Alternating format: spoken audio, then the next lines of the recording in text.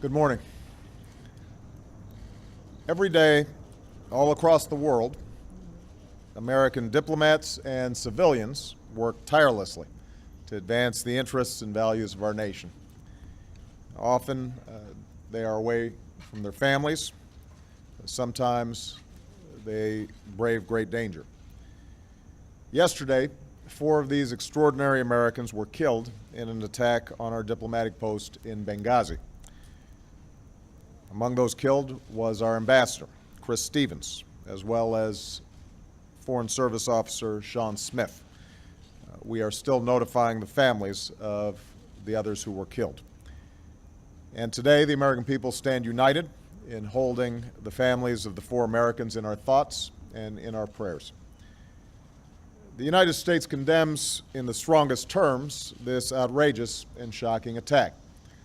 We're working with the government of Libya to secure our diplomats. I've also directed my administration to increase our security at diplomatic posts around the world.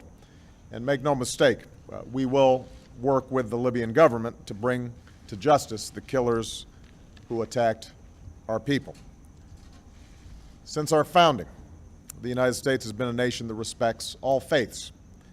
We reject all efforts to denigrate the religious beliefs of others. But there is absolutely no justification to this type of senseless violence. None. The world must stand together to unequivocally reject these brutal acts. Already, many Libyans have joined us in doing so, and this attack will not break the bonds between the United States and Libya.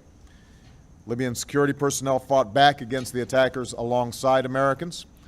Libyans helped some of our diplomats find safety, and they carried Ambassador Stevens's body to the hospital, where we tragically learned that he had died. It's especially tragic that Chris Stevens died in Benghazi because it is a city that he helped to save. At the height of the Libyan revolution, Chris led our diplomatic post in Benghazi. With characteristic skill, courage, and resolve, he built partnerships with Libyan revolutionaries and helped them as they planned to build a new Libya. When the Gaddafi regime came to an end, Chris was there to serve as our ambassador to the new Libya, and he worked tirelessly to support this young democracy, and I think both Secretary Clinton and I relied deeply on his knowledge of the situation on the ground there. He was a role model to all who worked with him and to the young diplomats who aspire to walk in his footsteps. Along with his colleagues, Chris died in a country that is still striving to emerge from the recent experience of war. Today, the loss of these 4 Americans is fresh, but our memories of them linger on. I have no doubt that their legacy will live on through the work that they did far from our shores and in the hearts of those who love them back home. Of course, yesterday was already a painful day for our nation as we marked the solemn memory of the 9/11 attacks. We mourned with the families who were lost on that day. I visited the graves of troops who made the ultimate sacrifice in Iraq and Afghanistan at the hallowed grounds of Arlington Cemetery and had the opportunity to say thank you and visit some of our wounded warriors at Walter Reed. And then last night, we learned the news of this attack in Benghazi.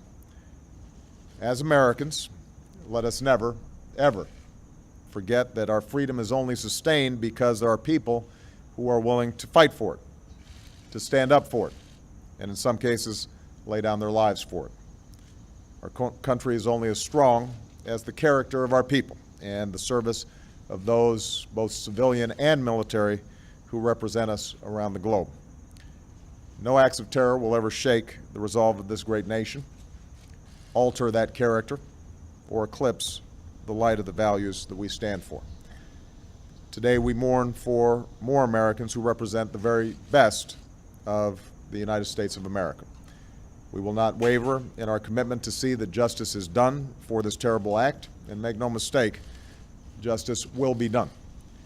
But we also know that the lives these Americans led stand in stark contrast to those of their attackers. These 4 Americans stood up for freedom and human dignity. They should give every American great pride in the country that they served. and the hope that our flag represents to people around the globe who also yearn to live in freedom and with dignity. We grieve with their families, but let us carry on their memory, and let us continue their work of seeking a stronger America and a better world for all of our children. Thank you. May God bless the memory of those we lost, and may God bless the United States of America.